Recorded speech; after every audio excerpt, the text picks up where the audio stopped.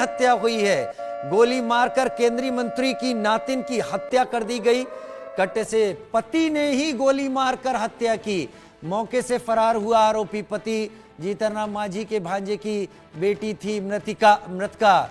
जीतन राम मांझी की नातिन की हत्या पति ने ही गोली मारकर हत्या की। केंद्रीय मंत्री जीतन राम मांझी की नातिन की हत्या हो गई है पटना में। केंद्रीय मंत्री जीतन राम मांझी की नातिन की हत्या, बड़ी खबर इस वक्त आ रही है, पटना से आ रही है, जहां पर पता चल रहा है पति ने ही केंद्रीय मंत्री जीतन राम मांझी की नातिन की हत्या कर दी। कट्टे से पति ने गोली मारी। मौके से आरोपी पति फरार हो गया है। पटना में केंद्रीय मंत्री जीतन राम मांझी की नातिन की हत्या हो गई है। गोली मारकर केंद्रीय मंत्री की नातिन की हत्या कर दी गई। कट्टे से पति ने ही गोली मार दी और हत्या करके फरार हो गया है। पुलिस आरोपी पति की तलाश में है इस वक्त। लेकिन बड़ी खबर, केंद्रीय मंत्री जीतन राम मांझी की नातिन की हत्या पटना में पति ने ही गोली मारकर हत्या की है।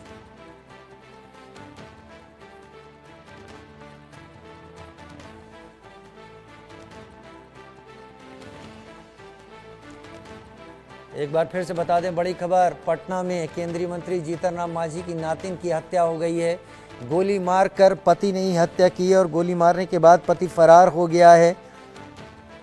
देसी कट्टे से गोली मारी गई है जीतन राम मांझी की नातिन को, जिनकी हत्या हो गई है। पटना में केंद्रीय मंत्री जीतन राम मांझी की नातिन की हत्या हो गई है। बहुत बड़ी खबर इस वक्त बिहार से आ रही है।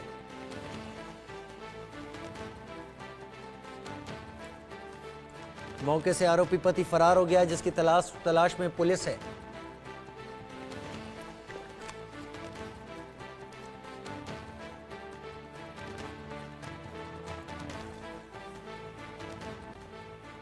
मौके से पति फरार हो गया। कट्टे से गोली मारकर हत्या कर दी। जीतन राम मांझी की नातिन की हत्या उसके पति ने ही कर दी है और फरार हो गया है। पुलिस आरोपी पति की तलाश में है।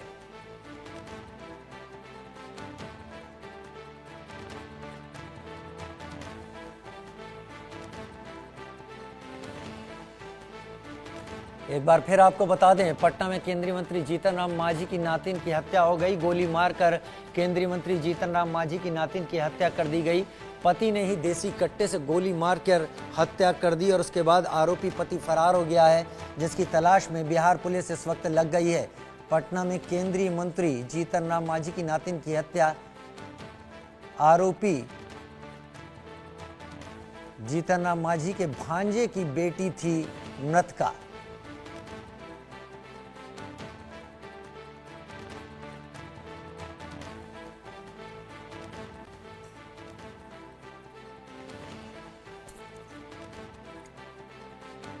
रितेश मिश्रा मेरे साथ इस वक्त जुड़ गए हैं, मेरे संवाददाता, मेरे सहयोगी।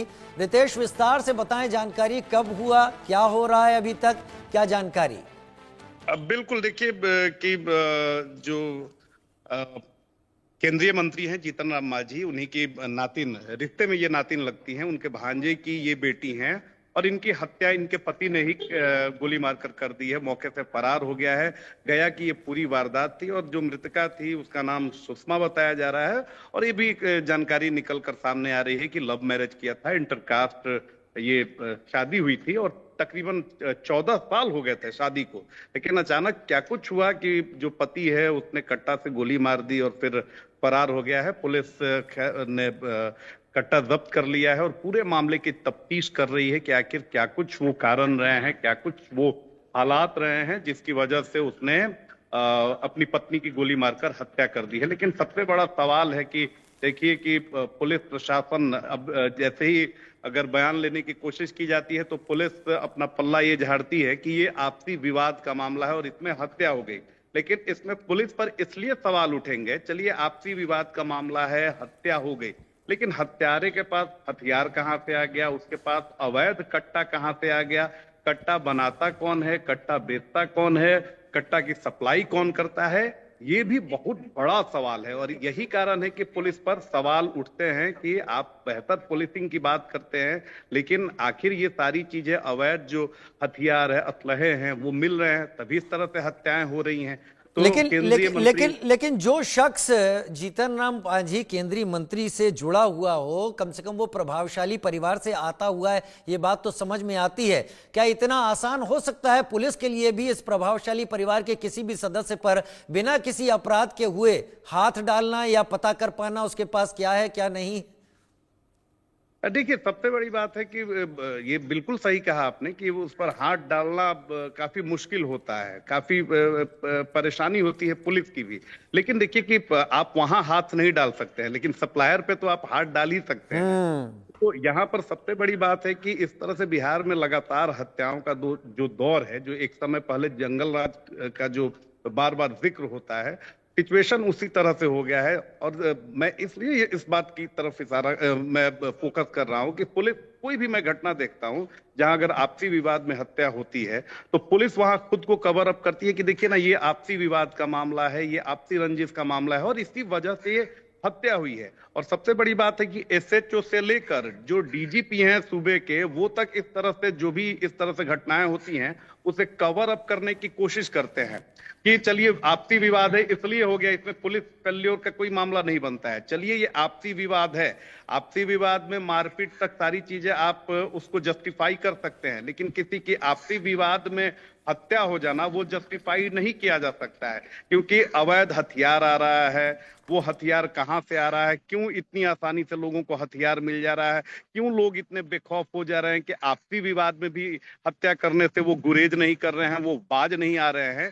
तो ये सारी चीजें जो हैं वो पुलिस की पेट्रोलिंग, पुलिस की चौकसी, पुलिस की इंटेलिजेंस और पुलिस का जो जो पुलिस की जो एक हनक होती है, उन तमाम चीजों पर पुलिस का जो एक डर। मुझे लगता है रितेश, पुलिस के लिए भी अब गिरफ्तारी जल्द करना एक बड़ा प्रेशर होगा और जल्द ही पुलिस सामने भी आएगी इस गिरफ्तारी को करके। बहुत शुक्रिया रितेश हमारे साथ जुड़ने के लिए। उधर आगरा से खबर